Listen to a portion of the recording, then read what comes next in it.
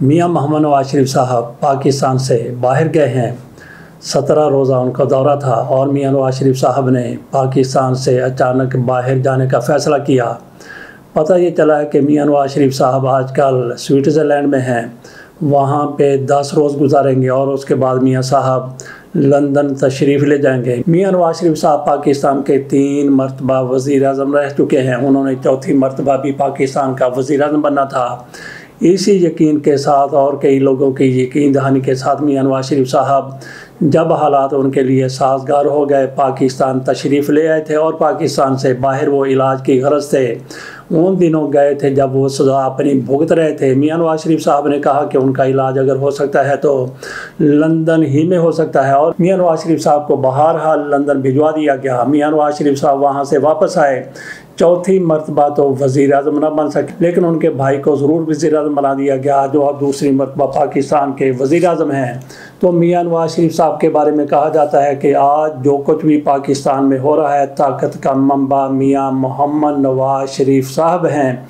और मियां नवाज शरीफ साहब के बारे में ये भी कहा जा रहा है कि हुकूमत जो भी करती है मियां नवाज शरीफ के मशवरे से, उनकी हदायत पर, बल्कि उनके हुक्म के तहत ही करती है। मुस्लिम लीग नून के कई लीडरों की तरफ से कहा गया कि भारत के साथ जो जंग हुई थी उसका सारा डिज़ाइन मियां मोहम्मद नवाज शरीफ ने किया था। उन्हीं की मनसूबाबंदी से पाकिस्तान ने भारत के 6 जहाज़ गिराए हैं। और मियां नवाज शरीफ साहब आजकल पाकिस्तान से बाहर हैं, 17 रोज़ा दौरे पर हैं, जहां से जाते हुए कहा गया था कि वो कोई टेस्ट अपने करवाना चाहते हैं। अब ये पता चला है कि मियां मोहम्मद नवाज शरीफ साहब स्विट्ज़रलैंड में एक हॉस्पिटल में दाखिल है और वहाँ पे एक पाकिस्तानी निजात आदमी, शकील उनका नाम है, वो वहाँ पे मियां नवाज शरीफ साहब की तीमारदारी के लिए, बीमार पुरसी के लिए हॉस्पिटल जा पहुँचा। 9वें मंजिल पर मियां नवाज शरीफ साहब का कमरा है, यहाँ पे इनको रखा गया है।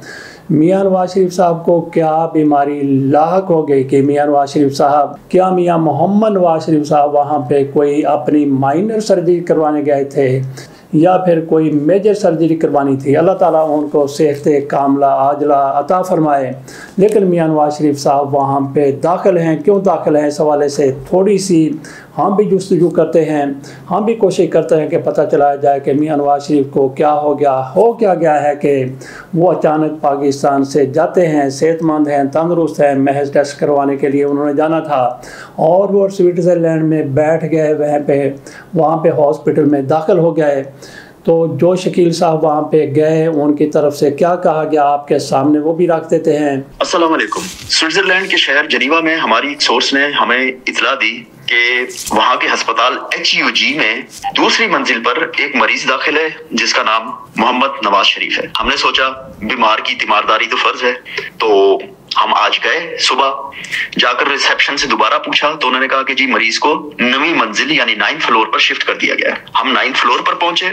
वहां पर जब हम कॉरिडोर में दाखिल हुए तो कमरा नंबर 663 से हॉस्पिटल स्टाफ का एक बंदा निकला जो कि हमारी तरफ आ रहा था। हमें देखकर वो रुका और पूछा पाकिस्तान? हमने कहा जी। उसने कहा जी फलाना कमरा है। जाहिर है देखने से पता लग जाता है कि जी पाकिस्तानी है। तो गुलदस्ता हमारे पास था, हम उस कमरे की तरफ बढ़े। कमरे का दरवाजा खटखटाया क्योंकि दरवाजा खुला हुआ था। खटखटा के हम अंदर दाखिल हुए तो सामने मियां साहब जो है वो बिस्तर पर आराम फरमा रहे थे, या तो सो रहे थे या बेहोश थे या गनूदगी की आलम में थे। बहरहाल उन्होंने कोई जंबिश वगैरह नहीं की, लेकिन वहां पर मजीद जो 2 अफराद मौजूद थे वो हमें देखकर हक्का बक्का रह गए। ये आपने सुन लिया कि शकील साहब सवाब दारैन हासिल करने के लिए मियां नवाज शरीफ साहब की बीमार पुरसी के लिए चले गए थे। सवाल अब भी यहाँ पे ये बाकी है कि मियां नवाज शरीफ साहब को आखिर क्या हुआ क्या है कि उनको अचानक वहाँ पे दाखिल होना पड़ा है। तो इस हॉस्पिटल में कई और बीमारियों के इलाज भी होते हैं। उनमें कहा जा रहा है कि एक तो वेट रिड्यूस करने का भी वहाँ पे प्रोसेस है, वहाँ पे इलाज है। हो सकता है मियां नवाज शरीफ साहब ने अपना वेट कम करवाना, हो सकता है मियां नवाज शरीफ साहब को आँख में मसला हो सकता है कि कान में मसला हो सकता है मियां साहब की ज़ुबान में मसला हो सकता है मियां नवाज शरीफ साहब के दिल में मसला हो, जिगर में मसला हो, गोडे में मसला हो, गुर्दे में मसला हो। कोई भी मियां नवाज शरीफ साहब को सेहत का मसला फ़ैसला हो सकता है अल्लाह ताला उनको सेहत अता फरमाए और कामल किस्म की मियां नवाज शरीफ साहब को अल्लाह पाक सेहत दे। तो यहाँ पे याद आ गया, एक फजल इलाही चौधरी साहब भी पाकिस्तान के सदर हुआ करते थे।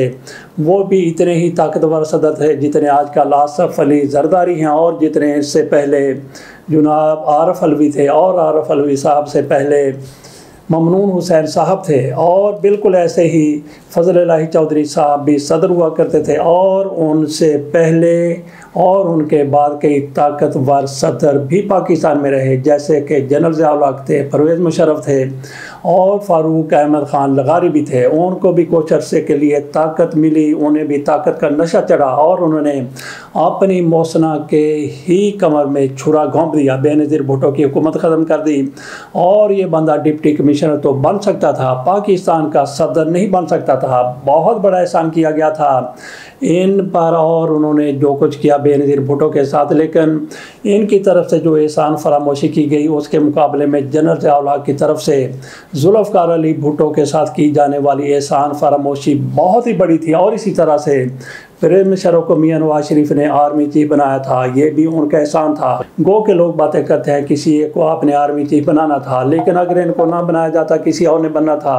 इसमें कोई शक नहीं है कि वज़ीर-ए-आज़म जिसको भी आर्मी चीफ बनाता है उस पर एक तरह का एक तो अपना फ़र्ज़ अदा करता है और दूसरा एहसान ही करता है। अगर आपको अपने वज़ीर-ए-आज़म से बतौर आर्मी चीफ कोई शिकवा शिकायत हो सकती है तो इस्तीफ़ा दे के घर चले जाएँ, ना कि आप उनका तख्ता उलटने के दर पे हो जाएं। बात हम कर रहे थे कि बेनज़ीर भुट्टो से किस तरह से फ़ारूक अहमद ख़ान लगारी ने एहसान फरामोशी की थी और किस तरह से जनरल ज़िया-उल हक ने जुल्फ़िकार अली भुट्टो के साथ, परवेज़ मुशर्रफ ने मियां नवाज शरीफ के साथ एहसान फरामोशी की थी। आ जाते हैं हम उसी तरफ, फजल इलाही चौधरी साहब सदर पाकिस्तान हुआ करते थे, जुल्फ़िकार अली भुट्टो ताकतवर वज़ीर-ए-आज़म थे। तो जुल्फ़िकार अली भुट्टो को पता चलता है कि फजल इलाही चौधरी साहब चंद रोज़ के दौरे पर पाकिस्तान से बाहर गए हैं। तो जुल्फ़िकार अली भुट्टो ने पूछा कि आखिरकार हर साल ये किस लिए पाकिस्तान से बाहर जाते हैं, थोड़ा सा पता तो करो, थोड़ी सी खबर तो लो। तो पता ये चला कि वो ऑस्ट्रेलिया जाते हैं और किसी इलाज के लिए जाते हैं। जब ये पता किया गया कि कौन से इलाज के लिए जाते हैं तो आप भी हैरान हो जाएंगे। और ये वाक़या कहाँ से हमारे तक पहुँचा, ये शौकत अली शाह साहब हैं। ये सेक्रेटरी इन्फॉर्मेशन है मियां नवाज शरीफ के दौर में, पंजाब के सेक्रेटरी इन्फॉर्मेशन थे। आपको पता है कि 80 की दहाई में और उसके बाद भी आज तक भी रहीम यार ख़ान में मुत्तहिदा अरब अमारात के हुक्मरान आते हैं शिकार खेलने के लिए और डिप्टी कमिश्नर के साथ उनकी इंतज़ामिया का बराह रास्त रब्ता होता है। हुकूमतों के साथ कम, लेकिन मकामी इंतज़ामिया के साथ उनका फौरी रब्ता होता है। तो मियां नवाज शरीफ साहब ने शौकत अली शाह साहब से कहा कि आप डिप्टी कमिश्नर हैं। शौकत अली शाह साहब कहते हैं कि मैंने वहाँ पे उनकी इंतज़ामिया से बात की और उनकी इंतज़ामिया ने ज़ैद बिन सुल्तान अल नहयान साहब तक पैगाम पहुँचाया। उन्होंने कहा कि ठीक है, मुलाकात के लिए वज़ीर आला पंजाब आ जाएं। मुलाकात हुई, बड़ी कामयाब मुलाकात हुई। तो मियां नवाज शरीफ साहब बहुत ज़्यादा खुश हुए। तो मियां नवाज शरीफ साहब ने खुश होकर शौकत अली शाह साहब ही से पूछ लिया कि शाह साहब ऐसा ना करें कि हम उनके साथ मज़ीद कुर्बत के लिए उनको कोई गिफ्ट भेजें, और किस तरह का गिफ्ट भेजा जा सकता है ये ज़रा बताइए। तो शौकत अली शाह साहब कहते हैं कि उनके पास गिफ्टों की कोई कमी नहीं है, लेकिन कुर्बत के लिए मज़ीद करीब आने के लिए आप उनको ड्राई फ्रूट का कोई गिफ्ट भेज दीजिए। उन्होंने कहा ठीक है, आप फिर उसका एहतमाम कर दीजिए। तो शौकत अली शाह साहब कहते हैं कि हमने 10 किलो बादाम, 10 किलो पिस्ता, बादाम का मतलब यह है कि उनकी गिरियाँ, 10 किलो पिस्ता, 10 किलो काजू, और इस तरह से पैकिंग की बड़ी ज़बरदस्त किस्म की खूबसूरत पैकिंग की और रवाना कर दी गई। तो जब बिल की बारी आई तो 28,000 रुपये बिल बनाई। 1985, 86, 87 की बात है। तो मियां नवाज शरीफ साहब की तरफ से बिल रोक लिया गया। जब भी मैं फ़ोन करता तो कहते कि मियां साहब उस पर साइन नहीं कर रहे। तो शौकत अली शाह साहब कहते हैं कि मुझे यहाँ लाहौर आने का इत्तेफाक हुआ। तो मियां नवाज शरीफ साहब से मुलाकात की दरख्वास्त कर दी। तो वज़ीर आला साहब की तरफ से मुझे बुला लिया गया। मैंने उन्हें कहा कि मियां साहब आप बिल पर साइन नहीं कर रहे। तो उन्होंने कहा कि आपने 28,000 का बिल बना दिया। तो मियां नवाज शरीफ की तरफ से कहा गया कि शाह जी आपने 28,000 का बिल बना दिया।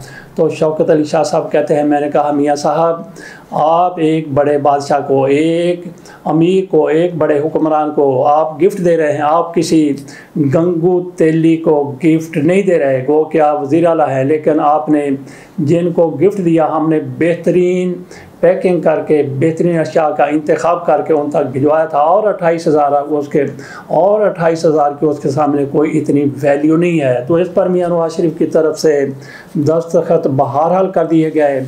आ जाते एक मरतबा फिर फजल इलाही चौधरी साहब की तरफ। तो शौकत अली शाह साहब ने एक किताब लिखी है, शाह दास्तान उसका उन्वान है, शाह दास्तान उसका नाम है। उसमें उन्होंने बहुत कुछ लिखा है अपने साथ पेश आने वाले वाक़यात, जिस तरह से वो डिप्टी कमिश्नर रहे, जिस तरह से वो सेक्रेटरी इंफॉर्मेशन बने, और जिस तरह से उन्होंने हुक्मरानों को करीब से देखा, सारा कुछ किताब में लिख दिया गया है। कई साल हो गए, किताब मुकम्मल हो चुकी है लेकिन अभी तक वो शाये नहीं हुई। उन्होंने मुझे उसका टेक्स्ट दिया था, वो मैंने पढ़ा, लेकिन आजकल वो टेक्स्ट भी मुझसे इधर उधर हो गया है। उसमें बड़े दिलचस्प वाक़यात दिए गए हैं, उसमें एक ये भी है। और आज ही अब से थोड़ी देर पहले मेरी शौकत अली शाह साहब से फ़ोन पर बात हुई है। इस किताब में क्या कुछ लिखा है, फजल इलाही चौधरी साहब के बारे में उन्होंने पूछा कि जुल्फ़िकार अली भुट्टो ने पूछा कि ये बाबा कहाँ पे जाता है, हर साल इन्हीं दिनों ये जाता है। पता चला कि इलाज के लिए ऑस्ट्रेलिया जाता है। तो कौन से इलाज के लिए ऑस्ट्रेलिया जाता है, तो जब थोड़ी सी इंक्वायरी की गई, पता किया गया, तो पता ये चला कि वो जवान रहने के लिए हर साल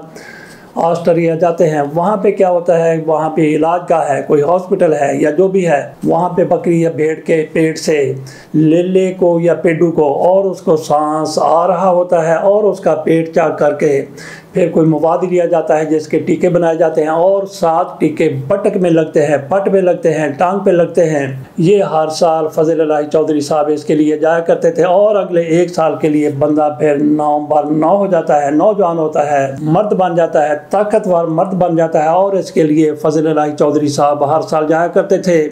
तो जुल्फ़िकार अली भुट्टो साहब के सामने रिपोर्ट रखी गई, तो शौकत अली शाह साहब ये बताते हैं कि ये सारी कहानी उन्हें नवाब सादिक हुसैन कुरैशी साहब की तरफ से बताई गई थी, और नवाब सादिक हुसैन कुरैशी जुल्फ़िकार अली भुट्टो के दौर में वज़ीर आला पंजाब रहे थे, और वो करीब से बहुत कुछ जानते थे जुल्फ़िकार अली भुट्टो के, वो ज़ाती दोस्त भी हुआ करते थे।